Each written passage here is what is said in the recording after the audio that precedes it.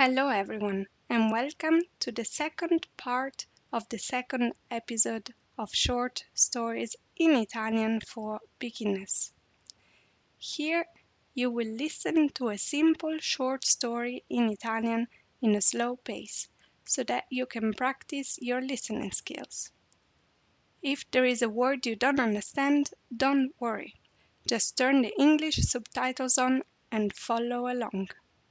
And don't forget to subscribe to the channel and like this video to learn Italian in a fun and easy way. La storia di oggi si intitola Andiamo al mare, parte 2. Let's go to the beach. Dopo 3 ore di viaggio in macchina arriviamo al mare. Troviamo parcheggio, prendiamo le cose dalla macchina e andiamo in spiaggia. Qui troviamo un posto sulla sabbia già calda e io metto su l'ombrellone per fare un po' di ombra. Poi tutta la famiglia si mette la crema solare sulla faccia, sulle braccia, sulle gambe e sulla schiena. I bambini vogliono entrare subito in acqua, quindi io vado con loro, mentre mia moglie si sdraia sull'asciugamani e inizia a leggere il suo libro. Io e i bambini andiamo in acqua e nuotiamo un po'.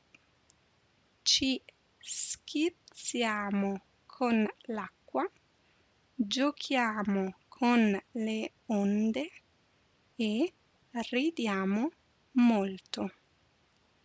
Quando siamo stanchi, torniamo all'ombrellone e ci sdraiamo un po' al sole per asciugarci.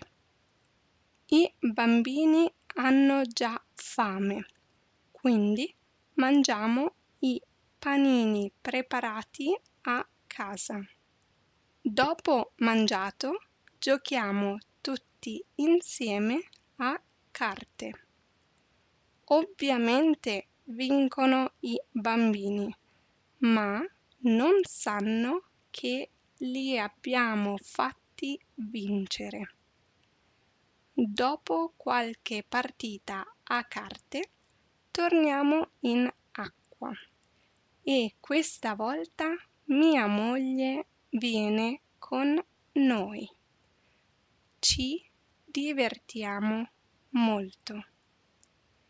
È quasi ora di ripartire, quindi i bambini chiedono se possono comprare un gelato. Do loro i soldi e loro vanno a comprare 2 ghiaccioli per sé e 2 cornetti per me e mia moglie. Siamo tutti stanchi e contenti. Mangiamo il gelato guardando le onde in mare e sorridendo. È stata una giornata perfetta. Fine.